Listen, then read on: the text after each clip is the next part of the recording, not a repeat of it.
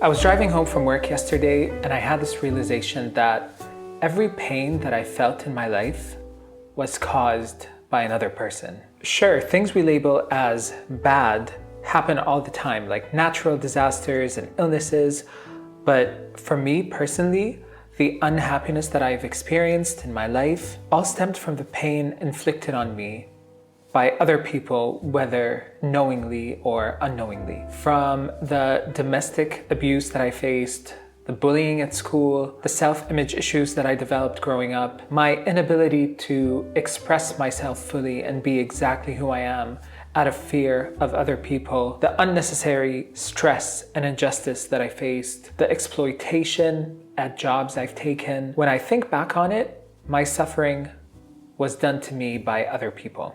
I experience episodes of hypertension these days, and I am fully convinced that it was triggered by the circumstances of the last 2 years, which were exacerbated by some of the key people in my life. I'm trying to reverse it now, but that's a whole other video for another day. Now, don't get me wrong, I don't think the people in my life are evil. Okay, maybe some of them were, but most of them are just people going through the motions of life without awareness or having a good understanding of life and or how their thoughts and actions affect everyone around them. I think on an individual level, our peace of mind is linked to our levels of self-awareness, vulnerability, self-honesty, depth, knowledge, acceptance of ourselves and of others, acknowledging and addressing our past traumas, and at the same time, because we don't live in isolation, we are also at the mercy of the people in our lives because our peace of mind is directly linked to their self-awareness, their self-honesty, their acceptance of themselves and others, their past traumas, etc. I think that's why it's super important to surround ourselves with people who bring us joy, love, wisdom, knowledge, vulnerability, diversity, who push us to become better versions of ourselves, who celebrate our successes, and who stand by us when we fail. I'm going to call these people positive people. I genuinely believe that if you get the people in your life right, your chances of finding happiness are going to increase dramatically.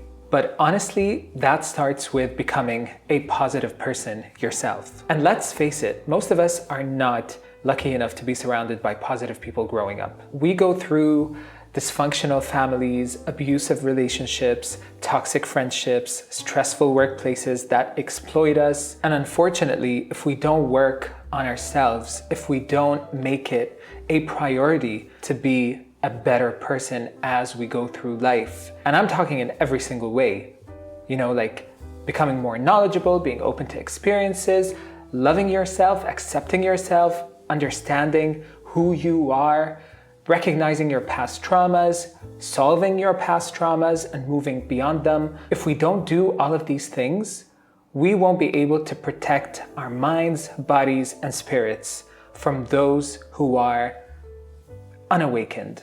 We simply won't be able to move past the dysfunction, the toxicity, the abuse, and the exploitation. Because guess what? If you don't work on yourself, you won't be able to recognize these things in your life when they show up. And chances are they already are in your life and you're not doing anything about them. And the reason you're not doing anything about them is because you most likely don't recognize their existence in your life. And if you do, then maybe you don't understand how much they are harming you and therefore harming everybody else in your life. And most people who are negative, who cause us pain, are just unawakened. They are unaware of the harm that's been done to them, and so they are unaware of the harm that they're causing you and everybody else in their life.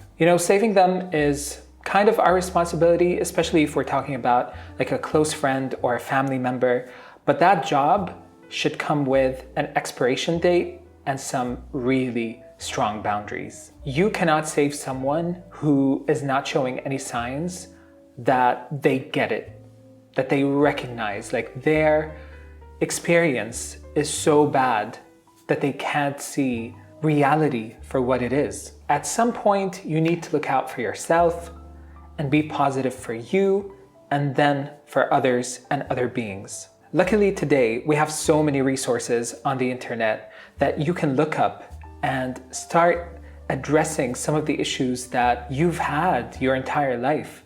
And I think my generation and the previous generations did not have this gift. Like today's kids are so lucky because they have information at their fingertips. And I think that's one of the reasons why that Gen Z is so much more aware. And a lot of people actually accuse them of not being so smart, but Gen Z, they know what's going on.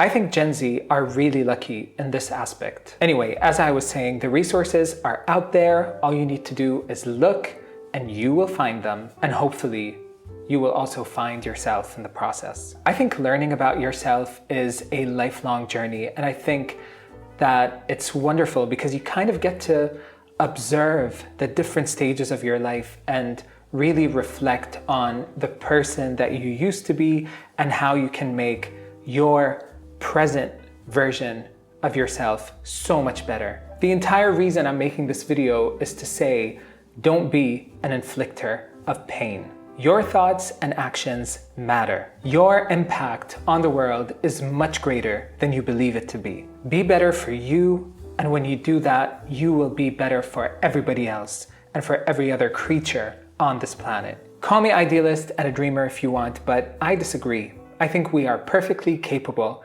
of being better and doing better.